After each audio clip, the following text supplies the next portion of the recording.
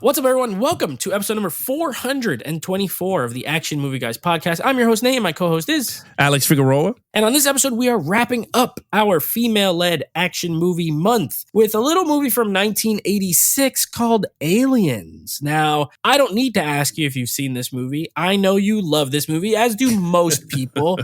This is a big one, so we're not going to get into the whole, have you seen it? No, listen, this is widely considered one of the greatest sequels of all time. Anytime you talk with people about what are the best sequels, you'll usually get Godfather 2, Terminator 2, Aliens. Those are usually like the first three that anyone thinks of. So this is like a well-regarded, well-known movie. Took this franchise from sci-fi horror into full-blown sci-fi action. So Alex, I know you watched it. We both watched it fairly recently because we did a ranking of the Alien movies, but how many times have you seen this movie? I'll ask that instead of when's the last time you watched it. I've seen this I've seen this a lot, more than 100 times. And I watched mostly the director's cut, the special edition version from the 90s.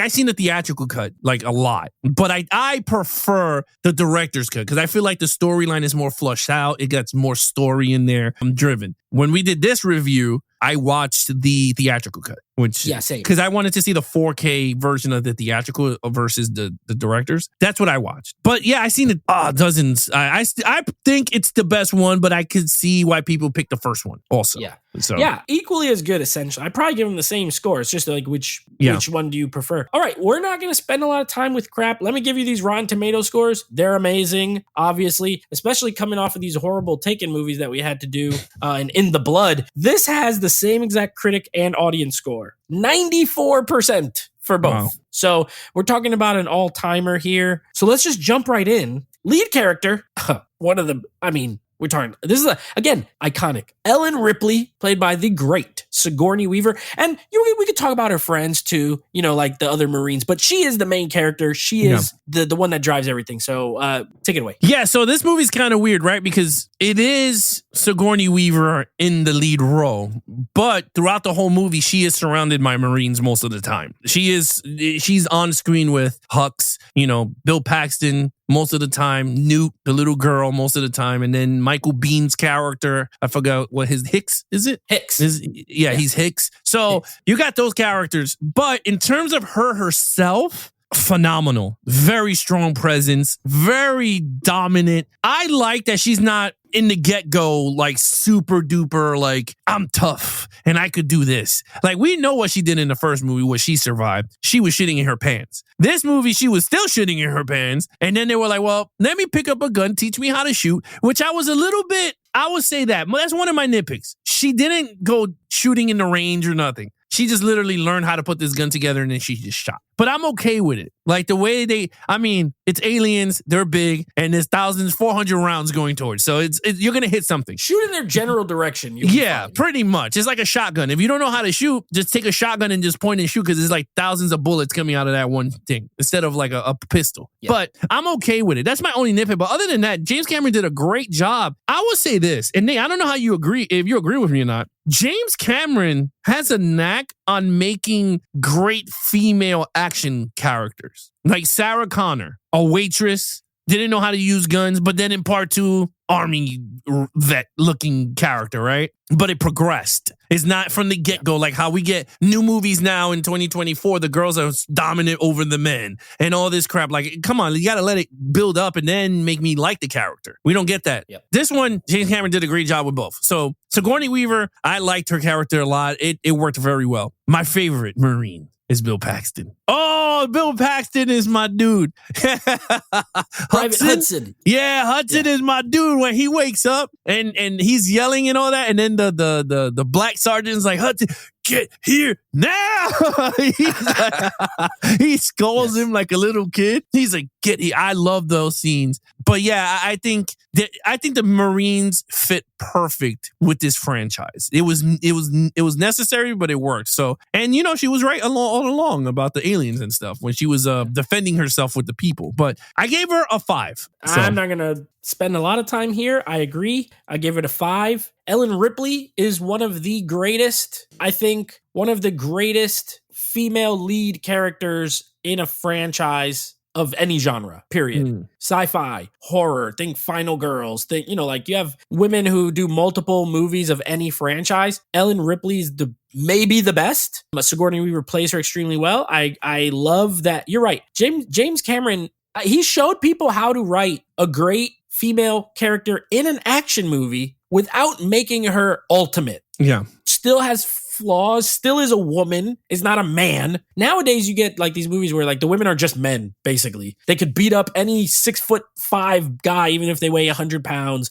They can like jump 20 feet in the air. They could shoot she's not that. She's still, at the end of the day, mostly it's her motherly instincts for Newt kind of that drive her to, make sure that she survives. Iconic scene in the freaking machine that she comes out against the Queen alien. I mean, great lines. I agree with the Marines too. Bill Paxton's always fun in everything.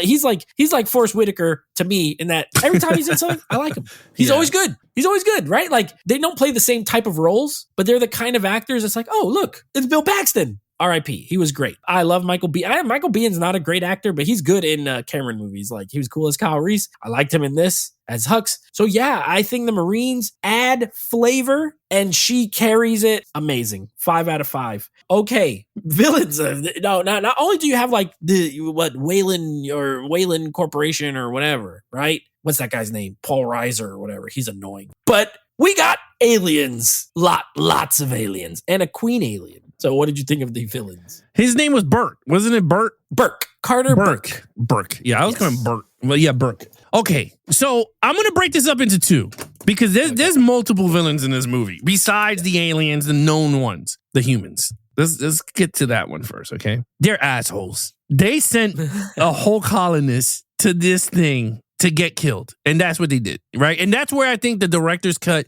is different from the theatrical cut because they give you more of the you see the family and the kids running around and all that, and you're like, holy crap. So it's showing you when Ripley asks all that stuff, and then when they say, oh yeah, we have all the colonist people. So they show you all that with the director's cut. Theatrical, they didn't. They cut all that out. But I liked it. I thought they were pretty much assholes. Now the aliens. I don't know, Nate. Queen alien. Mucho better. I mean, its most iconic is the Queen Alien and all the xenomorphs. I mean, all of them coming towards them. The face hugger. Oh my God, the face hugger scene where she walks in and you see the thousands of eggs and then she starts to flame them. Very iconic scenes are those eggs, like the eggs opening up. Yeah. And then you see the thing. So like, I'll let you go because honestly, I mean, there's so much iconic scenes in this movie to break up, but I gave it a 5 because the human element is more evil than the xenomorphs. And then, of course, the xenomorphs themselves. So, yeah, there's nothing you can say. Those dudes are dope. I love their designs. Yeah, they're great. And they look different than the first movie. They're like different. They have a different design. Okay, humans, I agree.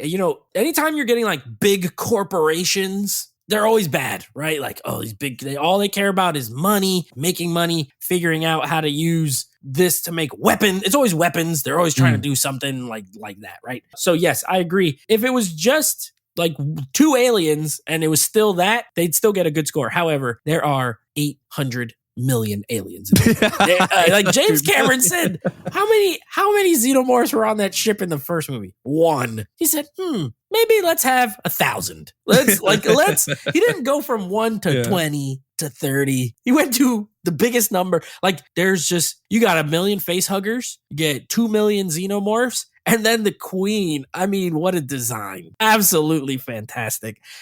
This is a video game. This movie's a video game. Before they made movies that are like video game like, this movie is and there was, in the 80s they didn't have video games like this. So this probably inspired video games like shooting games where it's just like wave after wave of these things and they're nonstop. They don't care. They don't have a conscience. They're just trying to kill.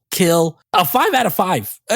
What more can you ask for a group of characters to go up against than this? And they got to deal with this crooked, shady business people as well. I mean, again, perfect. I agree with you. Okay, here we go. Action scenes. It's really, it's funny because honestly, if you really pull back, it's not as much. It's more suspense thriller with the army in it. right? Because it's not mostly shooting towards the ending. That's when everything unfolds because they all got killed when it does that one scene that remind me of Predator 2. Remember in the meat factory? Oh, yeah. When he destroys them. It's kind of this, it's literally eerie, similar to those two scenes. But anyway. Predator 2 copied this, though, because that came No. Yeah, that's what I mean. But I'm just saying it's very eerily similar because other than that, he pretty much took away all their firepower. It's just now one versus many, like you said. But I'm going to give it a 5 because the scene, and there's only one scene that you could really sum it up and go, this is action at its finest while suspense at the same time with thriller and going, what the fuck is going to happen in the scene? Is the scene that they bolt themselves in that room and the beacons are going crazy and they're like, well, they're 8 yards in front of the door and they're like, oh man, did we forget to patch up this thing? And I'm like, and I remember watching it for the first time. I'm like, what the hell is going on? Like, where are they? They're not in the bottom. And then when they looked up, I said, don't tell me they're in the ceiling. And when they creeped up and you saw all of them and then they fall and they start shooting and mayhem just explode. It didn't Huck, my man, Bill Paxton dies there. Yeah. But it's such an iconic scene because honestly, it's just, these dudes could go anywhere. And I loved it. I thought it worked very well. James Cameron, I keep saying this shit in all our reviews. For an excellent action director, he is still harped up on this damn Avatar shit. He could have had like multiple action movies under his belt. He has a knack for storytelling and a knack for telling good action sequences and holding, like, that scene alone is so suspenseful. There's so much other scenes that you're going to bring up, but that one alone, you're just like, holy hell. And they got to escape because that room just kept flooding with aliens. And I was like, oh shit. But anyway, that alone, I gave it a 5. Yeah, I agree with what you said at the start. It's tough because it's like, okay, on one hand, this is, if you've never seen it, like, let's say you've never seen Aliens, and the way people talk about it, you would think like this is a non-stop action extravaganza, and it's not. There is story, there's characters, they build up to certain things, there's suspense. Like this and Alien, they do go really well together because at the end of the day, at their heart, they're both suspenseful movies, right? One leans more suspense horror, right? Making it a monster movie, like a very distinct monster movie. Whereas this one leans more, suspenseful. And then there's action. There's not really action in Alien. Whereas here, you get these moments. Now, the thing is, the moments are so great that it's hard to be like, 3. Because if you're just talking quantity, because this is a pretty long movie, it's not that short. It's like it's over 2 hours. It's like 2 hours and 15 minutes or something. The regular version of it, the one we watched, I think 2 hours 17 or 2 hours 15, something like that. Anyway, it's not. I would not give it a 5 if we were talking about just a sheer amount. However, it is so well executed. It's I agree with everything you said about James Cameron. I don't love all his movies, but if you want to talk about talent as a filmmaker, there's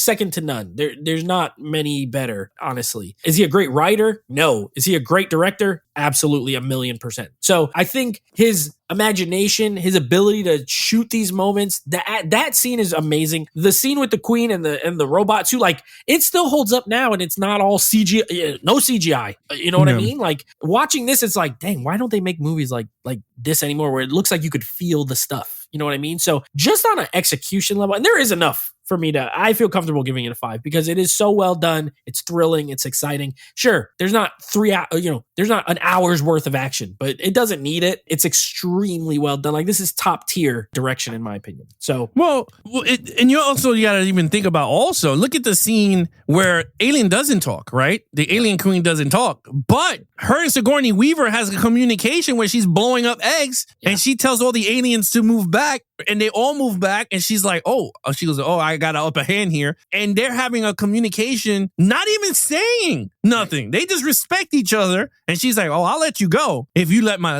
eggs, whatever. And she's just, she's just, explosions and all that. And which is such a high tense moment in the film because it's like, Sigourney does have the upper hand. Of course she does. But for the Alien Queen to be like, negotiating without even saying nothing. And that's what I'm saying, pure genius in directing, because how he did it with that puppeteering, it felt so dope. Like it not 20,000 cuts like Taken simple cuts. And I was like, oh, okay. She didn't say much, but all you saw was aliens move back. And you're like, oh, damn, she told them dudes like, don't rush this girl. She's about to blow everybody up. So again, that's why I gave it a 5. It's just such just so genius. You won't get an argument from me. All right, storyline. Okay, now, 2 ways to this, right? If you like the theatrical cut, stretched longer character arcs, all that character development is there. The theatrical cut is shorter, more compact aliens into the genre of action and high suspense thriller, blah, blah, blah, blah. Storyline. If you're into the story, see, Nate, it's crazy because I like this movie a lot. I love this movie. But what keeps gravitating me into this movie is not much of story. Like, I love the action of it. The storyline is fine for me. I think this is a perfect sequel to the first one. I mean, perfect to perfect. Now, we have Romulus, which is not an action movie, so we could talk about it. We have Romulus that slots between this movie and that one, right? Which is another, to me, it's just a genius movie. Yeah. In terms of, and it's funny because I prefer Romulus over Alien, which, again, they both the same movie. But I just think it's the high tension and all the face huggers coming towards whatever. So I like it. But imagine a modern version of this Aliens with how they filmed Romulus. I think you have a recipe for success. And I'm very shocked with Alien 3 and 4, they never went down that route. I never understood why they didn't, but it is what it is. I think the storyline in this movie, and I'm going to give it its kudos. I'm going to give it a 5 because it continues the story. Yes, we know Romulus slots in between, so I'm not going to count that. But I think from going from Aliens 1 into Aliens 2 is a perfect seamless transition. I think James Cameron did an excellent job pivoting what this franchise we're going to go to and what it could have been. And this is what I mean. They asked Ridley Scott about if he ever had a deal on place if he was going to do Aliens 2. And I think they told him or something like that like he wasn't coming back or something like that. Like they gave it to James Cameron more than him. And he said that he had an idea for a sequel after the first one. So they pivoted. They went with Cameron. It worked. Success. What would it really look like if it was Ridley Scott? Because he's not known for action, Ridley. He's more of a storyteller. He's more of he's just a storyteller type of guy. I mean, yeah, he does Gladiator and all that stuff, but I don't know him. I had action. He's done action, but he's not an action director. Like Tony his brother. Scott was the action director. Yeah. Like, that's what I'm saying. Like, if they would have pivoted, or we would have got the aliens that we got now, or would have been another alien plus maybe an additional 2 just to make it scarier. You know what I mean? So, like, that's what I mean. And that's why I think this storyline is perfect because it blends the story of sci-fi horror with the action. So he brought 2 genres together that would bring popcorn to everybody. So I gave it a 5, and that's the reason why. I mean, yeah, you made some fair points there. You know, even like I love Alien the most. I think it's my favorite one. But yeah, even then, like these stories in both, they're very simple. We're not talking overly complex. You know, if anything, as far as this franchise is concerned, I think Prometheus tried to have the most complex. I would say that's the most complex storyline in the sense of what it's trying to tell. You know what I mean? What is Alien? People on a ship, they get this thing jumps on this guy's face and it unleashes a creature. There's not much to it. That is not some kind of incredible. It's smart. It's good. It makes for a good film. The reason it's great is everything else, right? The characters, the acting, the sets, the suspense, the creature design. Like that's what makes it a classic film. I feel the same way about Aliens. A bunch of people, Marines, get sent to this planet. They get overrun by aliens. They got to survive. It's a survival. This is a survival movie. There's not, you got the business stuff where, there's some ideas there that, what are you willing to sacrifice? Who are you willing to sacrifice to for financial gain stuff? But they don't really go overboard into it. So, however, we're talking about as an action movie. I can't think of anything in the story that's bad or dumb. You know what I mean? That's kind of what sometimes I have to approach it that way, where it's okay, the plot is simple, but the script is pretty good. I like the dialogue. The characters are well written. You like all the characters, or the ones you're supposed to. Like Bishop is cool. I love Bishop. We didn't even talk about Bishop. I love Bishop in this. Cool.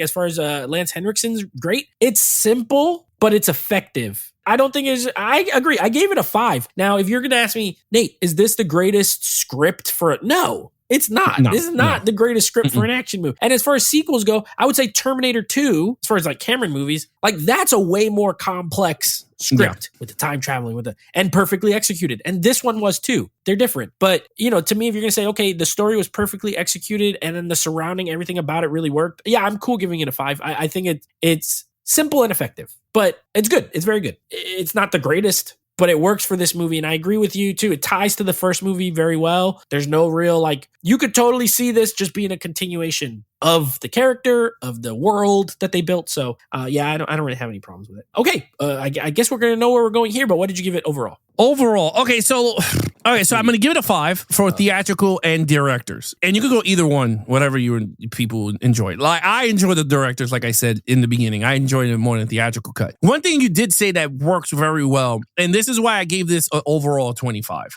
When you talked about Prometheus, that is, if let's say that was a sequel to the Aliens, you already could see people checked out because that franchise did not do good. Whether it was Prometheus, Covenant, did not work, right? And I know you're going to tell me, and I know I'm going to hear it. I know there's fans of it. I know there's people that enjoyed it. No, I know you did enjoy it. But what I mean is that, yes, there are fans that do enjoy it. But to be honest with you, most of the people checked out because they were just like, I wanted to see xenomorphs. Yeah. They didn't care about the origin. While it was a nice thing to see, I would have been like, okay, that's pretty cool. But to be honest with you, you already saw the writing on the wall when there was not much xenomorphs. And that's what the scary thing. Where James Cameron was like, we're going to give your asses, like you said, thousands of xenomorphs with guns, and let's see what happens. And people ate it up, and they sucked it up. And there you go. There you have it. You have two versions of it. You got your alien, your aliens, and that's it. I thought it worked very well. The storyline is very complex. No, it was just people going there to see if the colonist is still alive.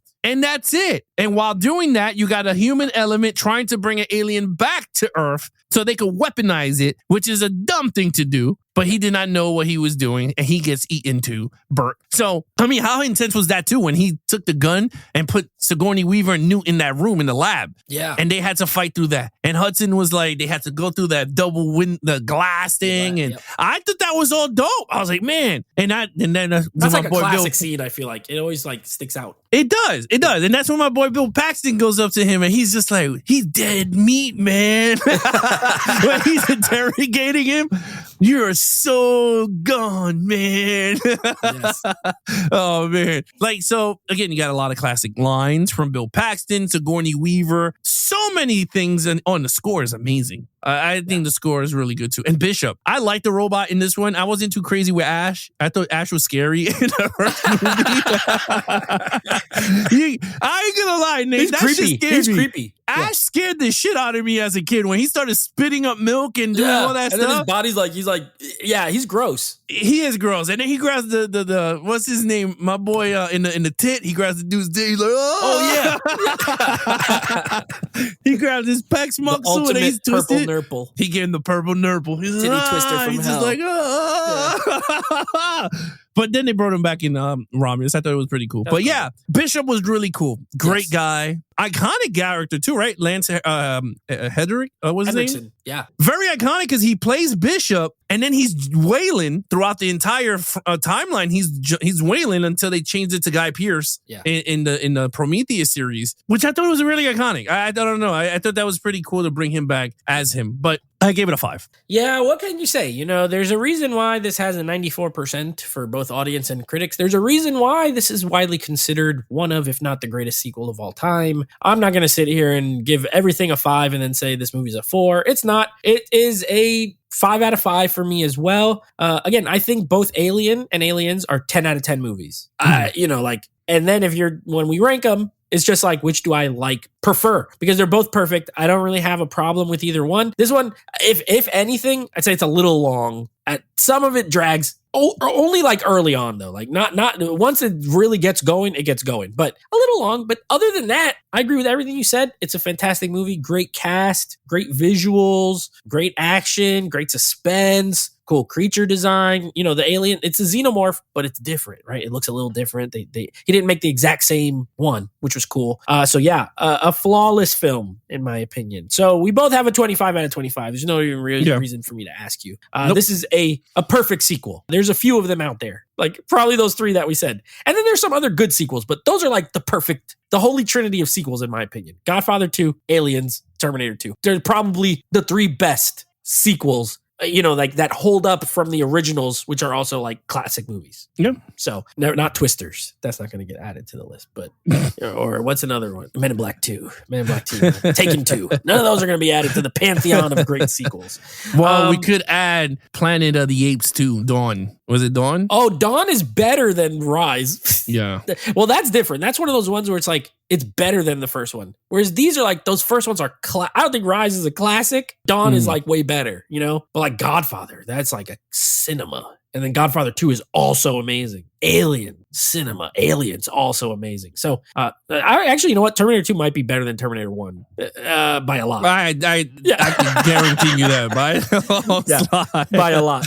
Yeah. Okay, so here's what we got coming up. We ready to set it? Next franchise is going to be the Has Fallen franchise with Uncle Jerry. We got Olympus Has Fallen. We got London Has Fallen and Angel Has Fallen. Now, it's a new month, which means it's a new theme. So I'm also excited when we switch themes. Here's the movies. We're going to be covering Ninja Assassin. We're going to be watching Smokin' Aces. We're going to be watching Leon, the Professional, another Luc Besson movie. And the theme is Hitman/Assassin movies. All of these movies have to do with some sort of hitmen or assassins. Obviously, Ninja Assassin, it's right in the name. Out of all of those, the only one I never saw was The Professional. You're in for a treat. Yeah, I never. I know you have problems with Luc Besson, but you're in for a treat. Yeah. Well, no, I don't have problems with him after the first movie, the sequel. Oh, that's true. That's true. And also, this was '90s Luc Besson, so this was like Fifth Element. This is when he was still at his like A best. Yes. You're in for a treat. I'm gonna call it now, and you're gonna give the villain a 5 out of 5. It's Gary Oldman, and he's out of this world. I'm just gonna say it. Okay. I can't wait for you to watch that one. So yeah, it's gonna be a fun month. We got Fallen movies and Assassins. Nice.